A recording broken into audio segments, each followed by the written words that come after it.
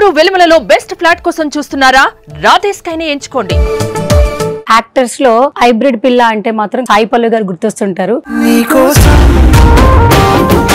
ఇక్కడ మాత్రం జీ సరిగమప చూసిన తర్వాత ఒక పిల్ల మాత్రం బాగా గుర్తుంటుంది అనమాట.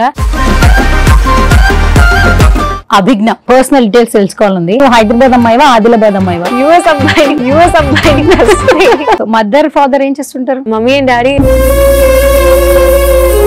అమ్మ చెల్లి కూడా దూరం అయిపోయారు.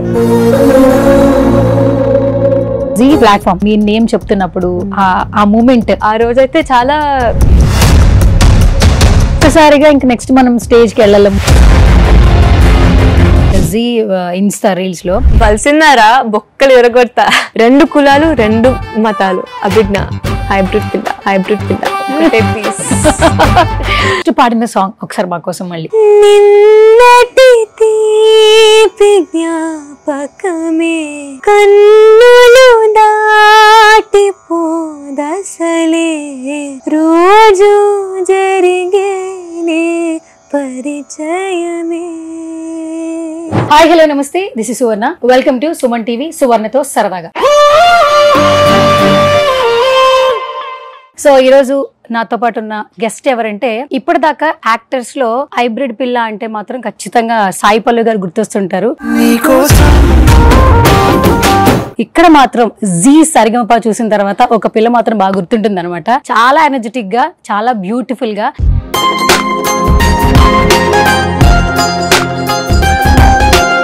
అభిజ్ఞ తనతో మాట్లాడదాం, మరిన్ని విశేషాలు తెలుసుకుందాం. హాయ్ రా. హాయ్ సువర్ణ గారు. So first of all congratulations. Thank you so much. ఎందుకంటే లక్ కూడా యాడ్ అయితేనే టాలెంట్ కి ఒక మంచి హ్యాష్ ట్యాగ్ యాడ్ అవుతుంది అనిపిస్తుంది. ఎందుకంటే అది ఫుల్ఫిల్ అవుతుంది మన happiness. First of all congratulations. Thank you so much. So ఎలా అనిపిస్తుంది? What you felt?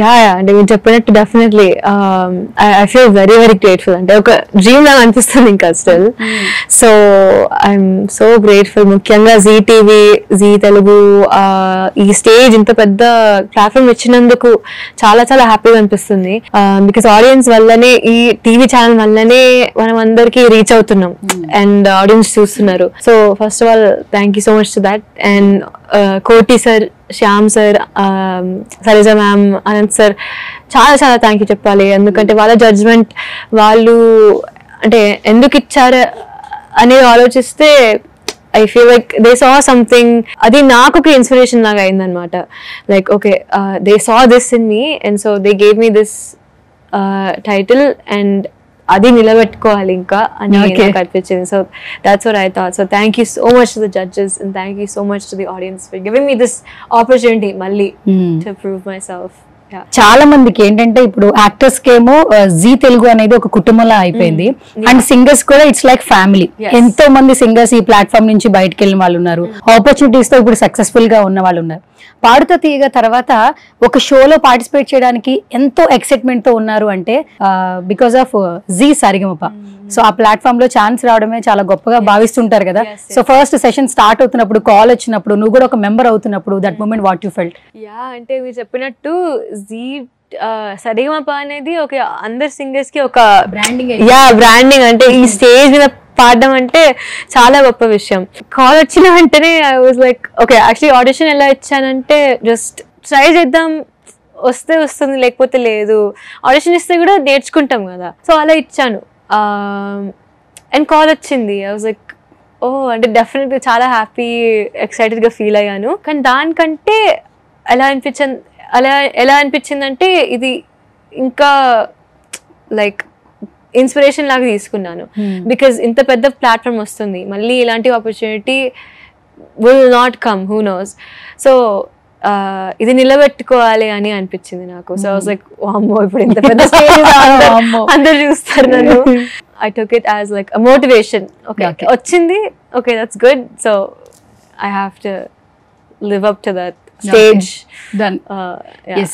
So sweet of you, Abhigna. So first of all, నాకు నీ పర్సనల్ డీటెయిల్స్ తెలుసుకోవాలండి. ఏంటి, నువ్వు హైదరాబాద్ అమ్మాయివా ఆదిలాబాద్ అమ్మాయివా? యుఎస్ అమ్మాయిని ఫస్ట్. అంటే హైదరాబాద్ లో పుట్టాను, 1 year తర్వాత యుఎస్ కి షిఫ్ట్ అయిపోయాను. సో అక్కడే పెరిగింది మొత్తం. తెలుగు బాగా వస్తుంది అంటే అమ్మ నాన్న ఇంట్లో తెలుగే మాట్లాడేవాళ్ళు. తెలుగే మాట్లాడతారు. అండ్ ఫ్యామిలీతో అంతా తెలుగే.